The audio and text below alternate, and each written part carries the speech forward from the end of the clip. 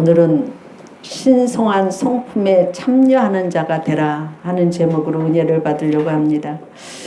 세계적인 축구 선수인 손흥민 선수는 광고와 연봉으로 115억의 자산을 갖고 있는데 그 자산을 아버지가 관리한다고 그럽니다. 그런데 그 아버지는 철저히 아들 수입이라 나와는 상관이 없다. 아들이 번 것을 내가 하나도 쓰지 않고 그대로 다 아들 것이 되어졌으니까 나는 아들 눈치를 볼 것이 없다. 손흥민 선수의 통장에 손흥민이 언제든지 볼 수 있도록 통장에 돈이 들어있다고 말을 했습니다. 그런데 손흥민 선수도 내가 축구 선수를 하면서 내 돈이 사라진다고 한다면 내가 축구를 하는데 의욕과 동기부여가 사라질 것이 있고 또 축구 선수로서 그 축구의 성적까지 영향을 미칠 것이기 때문이라고 생각을 했기 때문에 나는 나 자신의 훈련과 노력의 보상으로 돈을 벌 수 있고 이것이 자국으로 남아 있어야 되고 아버지가 그것을 보호하는 것이 동기부여가 된다고 말을 했습니다. 우리가 하나님을 믿으면서 하나님의 말씀으로 훈련되고 노력하는 동기부여는 하나님의 영원한 생명을 얻는 길이고 또 경건의 생활은 하나님의 영원한 나라에서 훈련의 자국이 되어져서 남아있는 줄로 믿습니다. 그것이 또한 상으로 남을 줄로 믿습니다. 그래서 경건의 생활은 주님의 영원한 나라에서 훈련의 자국으로 남아있을 때 여러분한테 주님은 상받음을 주실 줄로 믿습니다. 믿음의 생활이 하나님 나라에 쌓아놓는 우리의 생활이 되기를 주의 이름으로 축원합니다. 베드로전서는 핍박이 가장 심할 때에 베드로가 쓴 글이에요. 우리에게 마지막 시대를 살아가면서 죽음을 내놓고 믿음 생활을 했던 그 당시에 성도들에게 생존의 위협을 받고 있는 성도들에게 박해 때문에 신앙이 무너지지 말고 박해가 그렇게 많이 있어도 목숨을 내놓고 하나님을 섬기고 성결한 삶을 살으라고 말씀하셨던 것을 볼 수 있어요. 베드로전서는. 근데 베드로후서는 하나님의 구원의 진리를 믿는 성도들이 그 신앙 자체를 위협해서 정통 교리에서 떠나게 하고 이단으로 쓸려가지 않고 도덕적으로 세상에 속한 이방인들과 똑같이 타락에 이르도록 하는 그런 그 생활에 관해서 너희들이 이방인과 같이 생활해서는 안 된다고 하는 것을 말씀하시면서 믿음의 덕을 쌓으라고 오늘 말씀하시고 있습니다.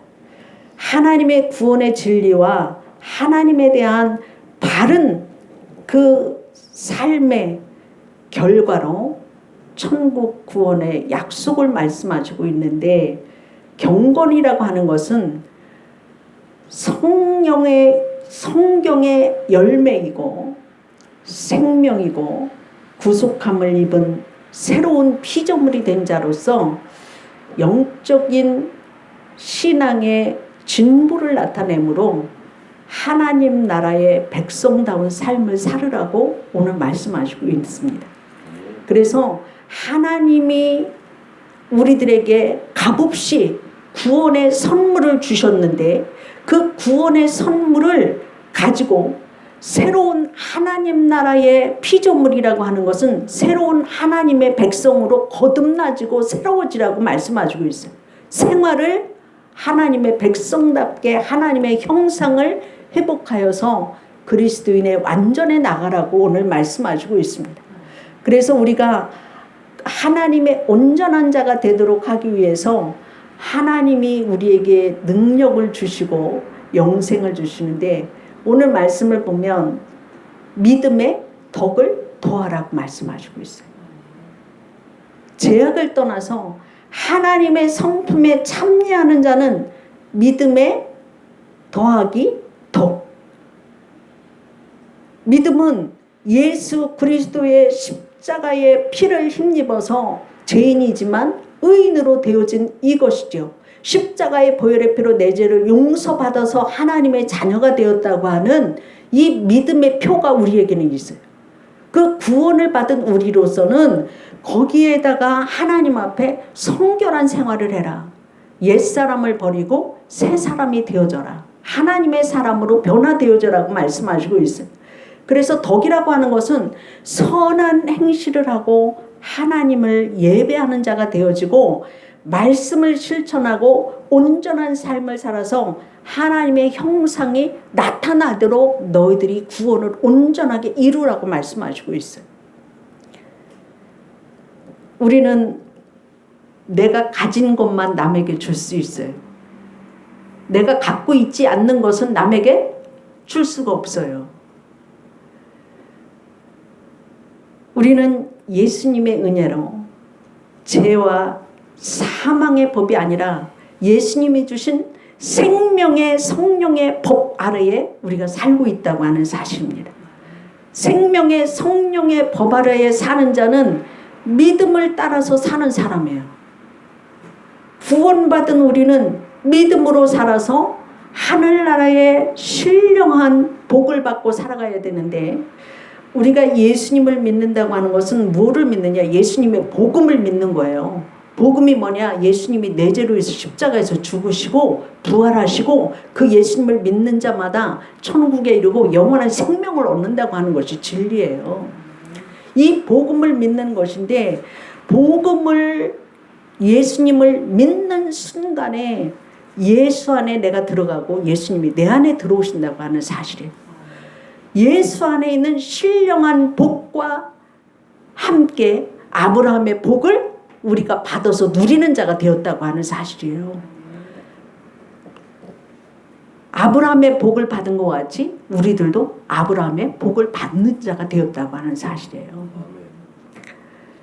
어떤 자매가, 젊은 자매인데 몸이 이상해서 병원을 갔습니다. 병원을 갔는데 청천벽력 같은 말을 들었어요. 뭐냐면 당신의 머리에 뇌종양이 생겨서 얼마 못 산다는 거예요. 사형 선고를 받은 거죠. 이 자매는 청천벽력 같은 소리를 듣고 어떻게 해야 될지를 몰랐는데 어떤 권사님한테 전도를 받게 된 거예요. 무슨 전도를 받았느냐면 그 권사님이 이런 권면을 했어요. 자매님, 예수 믿으세요. 예수님은 자매님을 고칠 수가 있어요. 만약에 내 병을 고침을 받지 못한다 할지라도 자매님이 죽으면 천국을 갈 수 있어요. 그러니 예수님 믿으세요. 이 자매는 예수님을 믿기 시작했어요. 근데 예수님을 믿으면서 그 권사님이 가르쳐 준 대로 기도하라고, 하나님 앞에 기도하라고, 하나님은 못 고칠 질병이 없다고 이렇게 자매한테 권면하니까 이 자매가 그 권사님이 가르쳐 준 대로 하나님, 저는 하나님 딸입니다. 하나님, 저를 살려주세요. 이런 기도를 계속 하는 거예요. 일상생활에서도. 나는 하나님 딸입니다. 나를 살려주세요. 이 자매가 뇌종양으로 인하여서 수술실에 들어가게 됐어요. 수술실에 들어가면서도 하나님, 저는 하나님 딸이에요. 저를 살려주세요. 그 기도하고 들어갔어요. 근데 이제 의사가 수술 들어가기 전이니까 마지막으로 또 한 번 사진을 찍었어요. 사진을 찍고 수술에 들어가려고 하니까 보니까 내 사진을 보면서 의사가 아, 이상하다. 그 사진을 보면서 분명히 있었는데 없네. 이 의사가 그 위 의사한테 먼저 본 내 사진을 보여주고 이번 건을 보여주고 이 의사들도 이상한 거예요. 그러니까 또 그 위의 의사한테 또 보여주니까 수술하면 안 된다고 그냥 내보내라고. 그래서 이 자매는 뇌종양을 받았지만 수술을 받지 않고 기적적으로 살아난 거예요. 믿음은 무엇입니까? 믿음은 바라는 것들의 실상이요 보이지 않는 것들의 증거라고 말하고 있어요.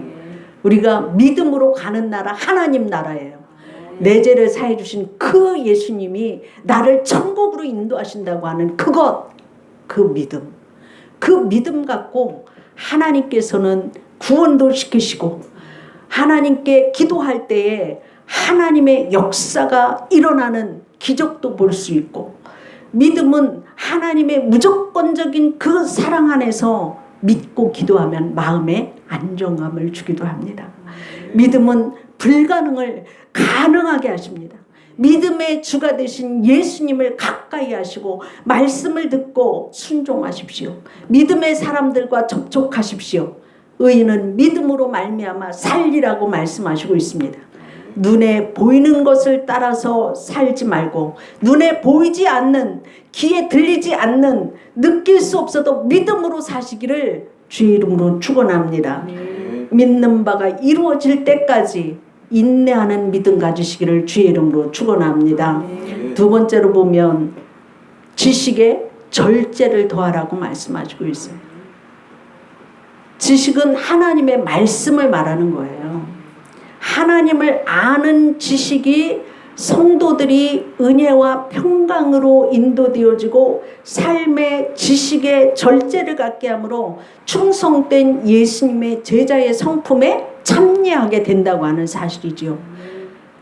크리스찬이 시련과 박해를 받으면서도 하나님의 약속의 말씀은 조금도 변함이 없고 하나님이 약속하신 것은 반드시 이루실 것이라고 하는 그 소망이 있는 그 믿음을 갖고 그 믿음 안에서 너희들이 절제하는 생활을 하라고 말씀하시고 있어요. 절제는 참는 거예요. 한 번 참는 거로 끝나는 것이 아니라 주님이 오시는 날까지 참는 것이 참된 믿음이에요. 참된 절제예요. 2000년도에 카나다의 몬트리올에서 있었던 사실인데, 어느 한 남자가 어려서부터 학대를 받고 자랐습니다. 불우한 환경에서 자랐지만 노력 끝에 자수성가했어요. 자기의 소원대로 좋은 집도 사고 결혼도 했고 아들도 낳았어요. 그리고 자기가 제일 좋아하는 스포츠카도 구입했어요. 이 남자는 그 차를 보면서 너무 기뻤어요. 그래서 수시로 차고에 들어가서 차를 만져보고 차를 타보고 차를 만지고 이랬는데, 차를 보러 차고에 딱 들어갔더니 이상한 소리가 들리는 거예요. 뭔가 이렇게 봤더니 자기 아들이 날카로운 못을 가지고 차에다가 낙서를 하는 게 보였어요. 이 사내는 감정을 억누르지를 못하고 그 아들을 향해서 자기가 갖고 있는 공구를 갖고 아들을 딱 때렸어요. 낙서하고 있는 손을 딱 때렸는데 이 아들이 그 자리에서 쓰러졌어요. 이 아버지는 급하게 아들을 데리고 병원에 갔습니다. 병원에 갔더니 아들이 한쪽 손을 잘라야 되는 위기가 온 거예요. 한쪽 손을 자르고 수술을 마치고 이 아버지가 정신이 없는 상태에서 아들이 깨나기를 기다리고 있는데, 한참을 기다리고 있다가 보니까 아들이 깨어났어요. 아빠를 봤어요. 이 아들이 제일 먼저 아빠를 보고서 한 말이, 아빠 죄송해요. 한쪽 손이 잃은 그 손을 가지고 한쪽 손을 가지고 아빠를 향해서 아빠 죄송해요. 내가 잘못했어요. 용서해 주세요. 그 어린 아들이 한쪽 손을 잃은 상태에서 한쪽 손 가지고 아빠한테 용서를 비는 그 모습을 보고 이 아빠는 말로 할 수 없는 자신의 그 자괴감을 가지고 집으로 돌아와서 차 안에 와서 권총으로 자살을 했어요. 순간에 감정을 억제하지 못함으로 아내, 아들까지 불행한 사건, 자기의 목숨까지도 불행한 사건이 일어났던 것을 볼 수가 있어요.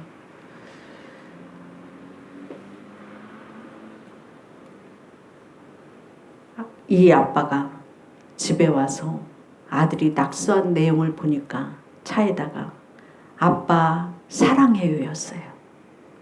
정말 눈에 넣어도 아프지 않은 아들이고 그 아들이 마지막으로 한 말이 아빠 사랑해요 가보와 같이 귀한 말이었지만 순간에 감정을 억제하지 못해서 절제하지 못해서 큰일을 저질렀던 것을 볼 수가 있습니다. 우리가 에베소서 4장 26절부터 27절 말씀에 보면 분을 내어도 죄를 짓지 말며 해가 지도록 분을 품지 말고 마귀에게 틈을 주지 말라 말씀하셨고 잠언서 16장 32절 말씀에 보면 노하기를 더디하는 자는 용사보다 낫고 자기 마음을 다스리는 자는 성을 빼앗는 자보다 나으니라 이렇게 말씀하시고 있어요. 여러분 장마철과 어려운 경기 속에 더위 속에 여러분 짜증날 일이 많이 있을 줄로 압니다. 그러나 여러분 절제하셔서 내 자신을 살리는 일들이 있기를 주의 이름으로 축원합니다. 다른 사람을 또 살리는 일들이 일어나기를 주의 이름으로 축원합니다. 절제라고 하는 것은 힘을 아끼는 겁니다. 말을 아끼는 겁니다. 노를 바라는 것을 아끼는 겁니다. 절제는 힘을 아껴서 중요한 목표에 집중하라는 거예요. 절제라고 하는 건 멈출 줄을 알으라고 하는 얘기예요.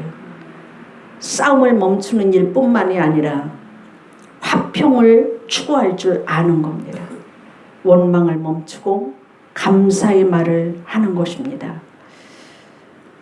절제는 칭찬 듣는 좋아하는 그러한 말만 듣는 것이 아니라 쓰디쓴 그러한 말도 조언도 들을 줄 알아야 되는 마음입니다.